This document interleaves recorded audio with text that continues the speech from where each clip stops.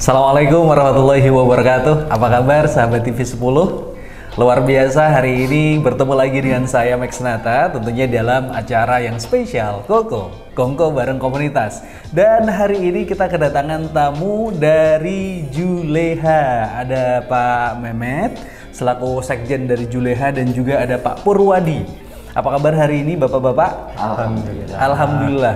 Ini kalau terdengar dari namanya Juleha, ini kok yang datang malah bapak-bapak gitu. Bawa pisau lagi. Bawa pisau lagi. Ini kan agak serem, padahal namanya itu feminim. Terus agak seksi-seksi gimana gitu. Atau ini lebih tepatnya soleha. Oh enggak juga. Ini adalah komunitas yang luar biasa. Nggak banyak yang mungkin belum tahu, makanya hari ini datang supaya akhirnya banyak lebih dikenal dan lebih banyak memberikan manfaat sama masyarakat gitu ya. Juleha, juru sembelih halal. Wah. Ini agak sedikit di luar Nurul gitu ya. Juru sembelih halal. Sahabat TV 10, boleh dilihat di sini ada banyak sekali ini bisa disebut gaman ya, Pak Mehmet ya dan juga Pak Purwadi. Ini sebelumnya boleh kita kenalan dulu nih, Juleha lebih mendetail gitu. Ini juru sembelih halal. Nah ini sebenarnya komunitas seperti apa? Apakah kemudian hanya di bulan atau di hari raya Idul Adha saja teman-teman ini ngumpul atau seperti apa ini? Jadi kalau Juleha itu, juru sembelih halal itu sebenarnya secara sejarah itu 2016 terbentuknya. 2016? Iya, tapi belum begitu familiar di masyarakat. Kalau di Solo sendiri itu mulai ada tahun 2018. Cuman waktu itu baru 4 orang. Baru 4 orang? Termasuk beliau itu. Pak Mehmet sudah ikut waktu itu? Oh belum? Saya 2019. 2019. Terus jadi ini komunitas gabungan dari teman-teman yang peduli tentang sembelih halal. Jadi tidak hanya Idul Adha saja, termasuk sembelihan ayam yang dikonsumsi masyarakat setiap hari, kemudian RPH mandiri kambing misalnya dan sebagainya. Itu ya kita harapkan apa yang masuk ke dalam perut kaum muslimin utamanya itu biar terjamin kehalalannya. Benar-benar halal gitu ya? Betul. Tidak asal sembelih. Tidak asal sembelih, karena memang bisa jadi gara-gara nyembelihnya salah, itu hewan yang harusnya halal jadi haram. Nah begitu, karena yang namanya menyembelih itu adalah titik kritis antara halal dan haram itu di situ. Nah kita di komunitas Juleha kalau mau Idul Adha dari mulai bulan Syawal itu biasanya kita ada roadshow edukasi ke masyarakat ya? Dari masjid ke masjid, instansi, pondok pesantren, sekolah begitu. Jadi kita inginkan setiap masjid nanti punya juru sembelih halal yang berdasarkan ilmu, bukan hanya sekedar berdasarkan sopo sing wani. Kan kebanyakan masyarakat masih seperti itu. Siapa yang berani suruh maju nyembelih sapi. Belum tentu tahu hukumnya, caranya gitu. Sekali lagi kalau nanti cara menyembelihnya salah, bisa jadi hewan yang dihasilkan dari sembelihnya itu jadi haram. Yang tadinya sebenarnya ini harusnya halal. Harusnya halal. Karena sembelihnya kurang tepat atau bahkan salah, ini malah hewan yang menjadi daging yang dikonsumsi masyarakat tidak jadi apa ya, berkah gitu ya. Ya. Ini tujuannya berarti. Tujuannya seperti itu. 2016 tadi kan sempat cerita 2016, berarti Pak Pur kan waktu itu apa yang 2018. 2016 itu di mana? Itu awal mulanya itu di Gresik. Oh di Gresik dulu? Dicetuskan oleh dua orang ustadz kita, Ismail Huda sama Ustadz Ali Subarkah. Awalnya itu beliaulah berdua itu yang mencetuskan. Namanya Juleha juga sama? Iya, Juleha. Oh Juleha. Dulu sembelih halal. Cuma waktu itu istilahnya cuma komunitas kecil untuk ya teman-teman sama komunitas-komunitas yang ada di sekitar beliau-beliau kan. Itu. Lambat laun kan akhirnya bisa terbentuk komunitas Juleha di Solo. Ya semakin besar. Awalnya Semarang dulu kan. Oh Semarang dulu. Iya, DPW, Dewan Pimpinan Wilayah.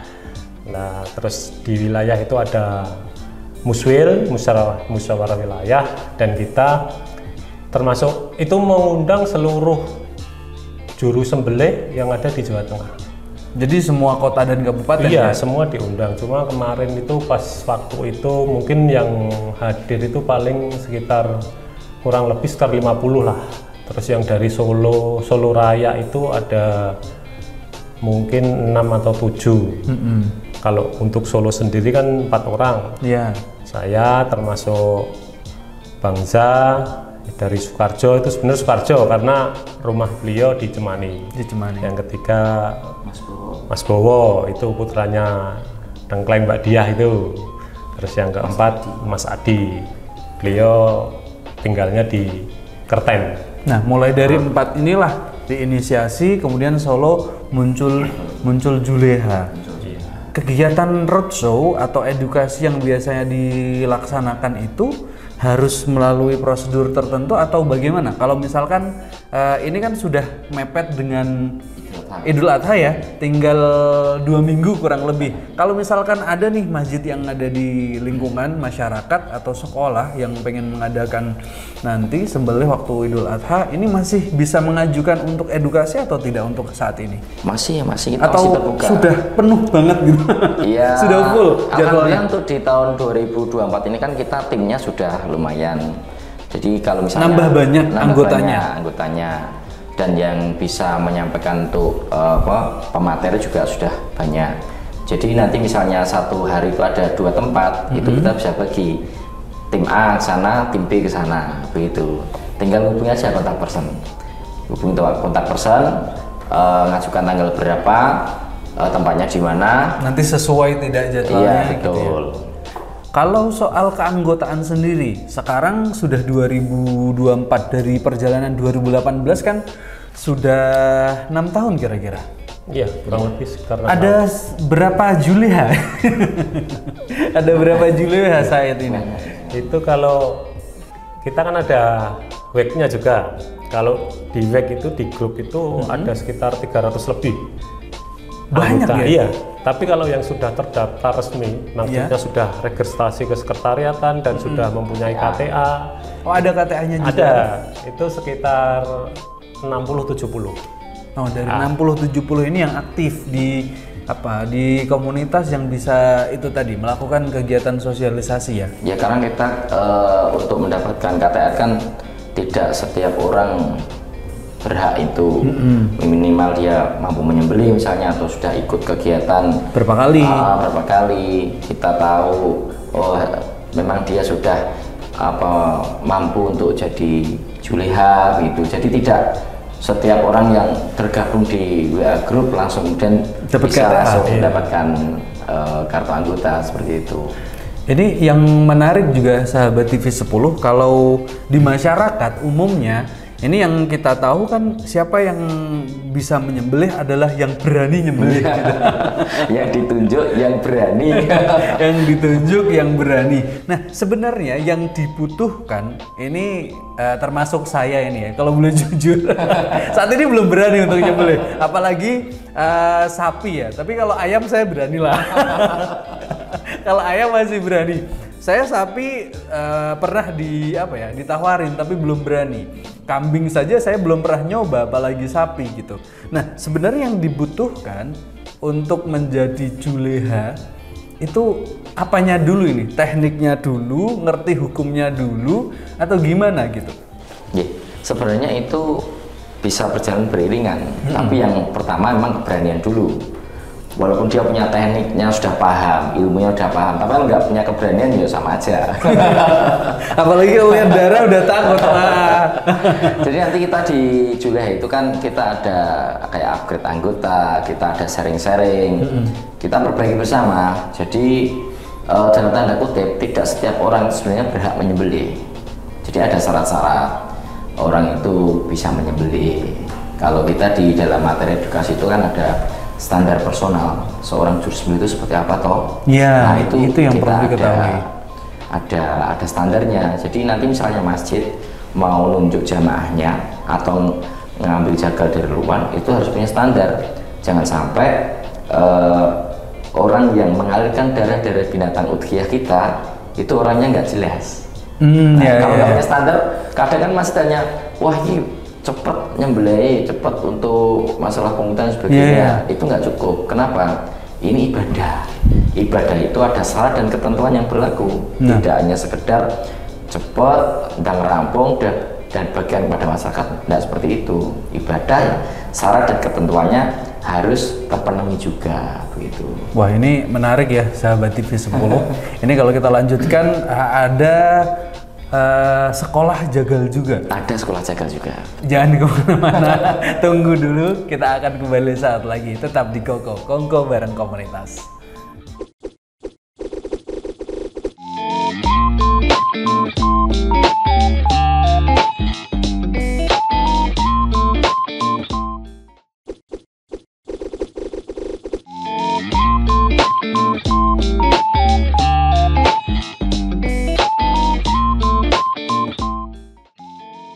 Balik lagi di Koko Kongko bareng komunitas, masih bersama saya Max Nata dan juga teman-teman dari Juleha. Ada Pak Mehmet dan juga ada Pak Purwadi. Kita lanjut ya sahabat TV 10. Sebelum kita tadi sempat kita spill ada sekolah jagal. Nah, sebelum kita ke sana kita ngobrolin dulu apa yang ada di meja. Ini di awal sudah saya bahas sebentar. Ini mungkin boleh dijelasin. Ini fungsinya apa saja? Ini semuanya sama atau punya fungsi sendiri-sendiri? Karena ini di sini sahabat TV 10 ini juga ada yang bentuknya itu hanya kayu ya, Pak Mehmet ya, Pak Pur. Ini hanya kayu. Ini boleh dijelaskan dulu, silahkan. Oke, siap. Jadi pisau itu kan jenisnya masing-masing dan sebenarnya punya fungsi masing-masing. Iya. Kita harapkan kepada takmir masjid, panitia kurban itu untuk pisau untuk menyembelih itu sebenarnya dikhususkan sebaiknya. Kenapa? Supaya performa ketajaman pisau itu betul-betul terjaga sehingga ketika menyembelih itu cepat, ihsan dalam penyembelihan itu didapatkan. Untuk yang pertama ini panjang. Ini pisau untuk menyembelih. Kalau kita pakai teknik dorong, jadi teknik dorong gini, nah itu biasanya kita rekomendasikan menggunakan pisau yang panjang sekitar 30 minimal 30 cm. Minimal 30 cm. Ini berapa cm? Ini 31. Oh, 31. 12 in. Nah, ini pisau sembelih yang panjang. Kemudian kalau pakai teknik yang tarik dari bawah, yang begini, ini biasanya kita pakai yang pendek. Yang pendek ini 18 cm. Ini untuk sembelih 18 cm, atau yang ini yang 20 cm. Rata-rata kita merekomendasikan ketika menyembelih dengan teknik tarik itu di angka kisaran 20, 18, ada yang 16, yang 20, atau 20 tambah sedikit, misalnya 22, 21 gitu. Terus selain pisau sembelih kita ada namanya pisau skinning. Ini untuk nguliti. Nyayat kulitnya ya? Iya, nyayat kulit itu. Biasanya bentuknya agak begini miring ini supaya nanti kulitnya itu tidak tersobek gitu. Terus kemudian kalau yang ini pisau boning namanya. Bukan untuk menguliti juga? Bukan. Pisau boning ini untuk memisahkan antara tulang sama dagingnya gitu. Terus nanti kalau ini sama, sebenarnya ini untuk skinning nih, kulit untuk menguliti. Nanti ada lagi untuk yang khusus tulang, itu biasanya pakai kapak atau pakai pisau yang itu biasanya yang lama. Saya jadi ingat Idul Adha tahun yang lalu itu urusan sama apa? Tulang itu lama. Ya, sekarang pakai alat yang lebih Bonso namanya. itu lebih cepat. Geraji itu jadi tinggal. Iya. Oh iya, betul pakai geraji. Iya. Dorong sedikit gitu udah. Betul. Sudah. Kalau yang ini lebih rapi. Kalau yang ini pisau kayu, fungsinya untuk tas edukasi. Oh, ini untuk edukasi ya. Jadi kalau kita edukasi ke masyarakat, ke masjid-masjid atau ke pondok pesantren, ke sekolah-sekolah, bawahnya yang palsu ini yang dulu. kita bawa semua. Terus ini juga kita bawa. Jadi nanti kalau praktek-praktek misalnya gimana tuh cara megang pisau, bagaimana cara menyembelih, misalnya kalau dari teknik tarik itu seperti apa, itu kan kalau pakai pisau kayu lebih aman dan secara adab juga kita misalnya mengacung-acungkan pisau di depan banyak orang itu kan kurang pas. Nah, maka kita pakai pisau yang kayu. Tapi nanti perlu juga kita sampaikan untuk pisau-pisau yang seperti ini kita perlihatkan juga. Nah, termasuk kalau kayak gini namanya sharpening steel ini untuk alat asah nanti ketika di lapangan kalau mau pakai batu kan kelamaan itu. Nah, ini pakai yang seperti ini biar efektif waktunya cepat, kemudian juga kita lebih mudah untuk penggunaannya juga. Ini sama juga untuk sharpening. Kalau yang ini namanya honing, bedanya kalau ini kasar, ini halus. Oh begitu. Betul. Kalau yang ini di sini terlihat, nah ini boleh dilihat sahabat TV 10, ini adalah sarung tangan ya. Iya betul. Tapi yang beda ini terbuat dari baja. Ini kenapa harus terbuat dari baja dan kayaknya seberapa mahal gitu? Sebenarnya sih nggak harus terbuat dari baja. Yang jelas seorang juru sembelih ketika menyembelih itu kita sangat tekankan untuk memakai sarung tangan yang anti sayap. Jadi jangan sampai, maksudnya tangan kosong. Jangan sampai, yang kiri utamanya. Kalau kayak beli gini nggak mungkin ada sepasang, cuma satu kiri saja. Iya. Nggak ada sepasang. Karena itu memang nanti kalau kita diedukasi ada di bab yang ketiga itu manajemen resiko, termasuk salah satunya pakai APD. Oh ini salah satu APD-nya. Betul, karena banyak kejadian ketika menyembelih tangan kanannya ini menyembelih, ini lupa kena. Lupa.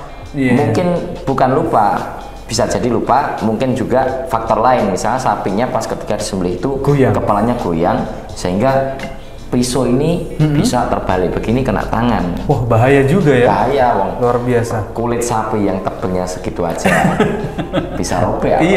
Kulit tangan kita. Betul. Ini soal alat-alat sudah lumayan jelas ya, sahabat TV 10.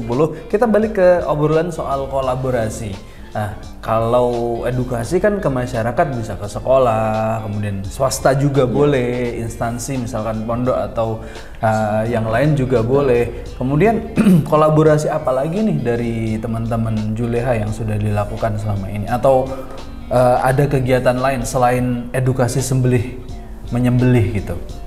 Ya, kita kolaborasi sama pemerintah juga.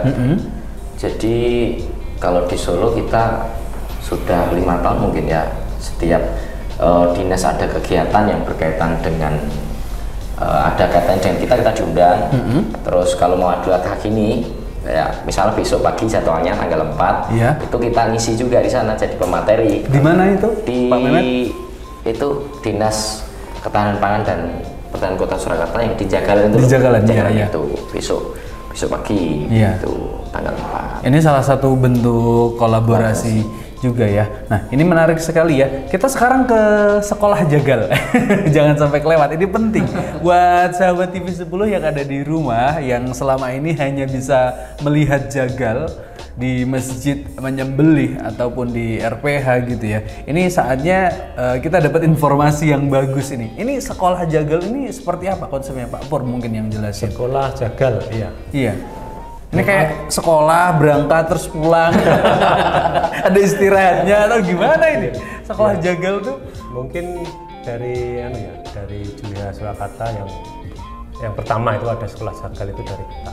Jadi khususnya itu untuk orang-orang yang memang ada keinginan pengen bisa menyembelih sesuai dengan syariat.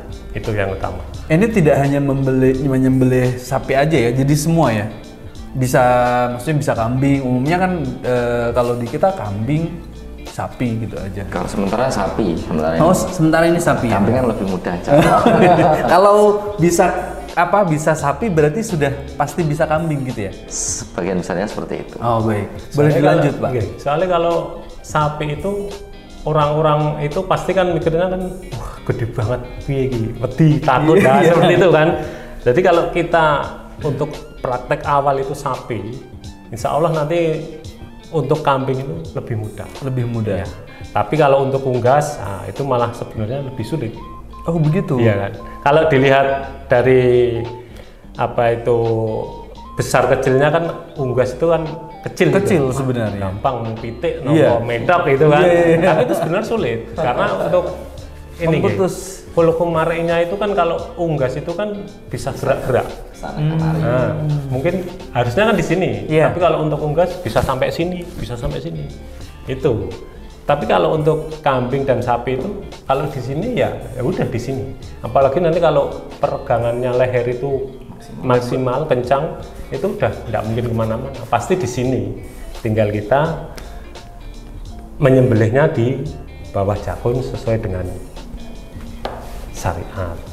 Nah, otomatis nanti bisa langsung terputus semua. Kembali ke sekolah, ini kegiatannya seperti apa dan siapa saja yang boleh daftar dan bagaimana gitu? Ya, untuk semua orang itu boleh daftar. Itu dari istilahnya dari handling sapi, dari A sampai Z lah. Itu mulai dari handling nanti sampai nuntun, sampai merobohkan, tali temali, menyembelih. Itu nanti kita ajarkan selama 1 bulan.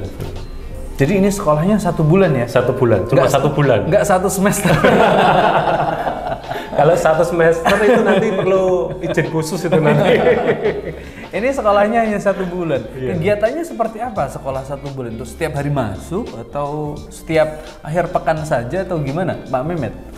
Jadi sekolah jagal ini dalam 1 bulan itu cuma 8 kali pertemuan, 1 pekan dia 2 kali masuknya. Iya. Dan jamnya unik, Mang. Jamnya itu jam 12 malam gitu.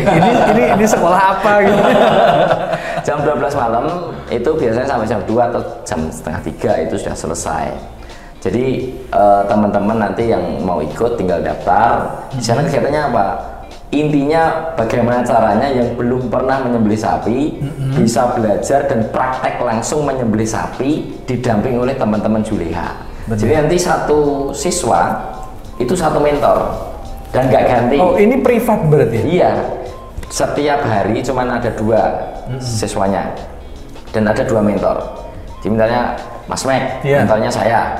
Udah pertemuan 2, 3, 4 ya saya terus sampai terakhir. Karena nanti supaya tahu ini perkembangannya seperti apa, kurangnya seperti apa, yang dievaluasi di mana. Kalau ganti-ganti nggak tahu ya? Iya betul. Dan ketika menyembelih itu betul-betul didampingi di sampingnya. Belum boleh menyembelih, misalnya, oh ini masih pegangnya masih kurang bener, itu semuanya dievaluasi. Jadi nanti dalam 8 kali pertemuan itu, pertemuan pertama itu hanya pembekalan. Kemudian observasi bagaimana kondisi melihat aktivitas selama malam itu seperti apa itu di pertemuan pertama. Nanti pertemuan kedua mau nggak mau dia harus pegang pisau menyembelih sapi. Mau nggak mau? Mau nggak mau. Kalau nggak punya pisau kita pinjami pisau karena sekolah sudah punya inventaris pisaunya. Dan nanti sekali lagi ada pendampingnya. Jadi tidak kemudian sana menyembelih sendiri tidak.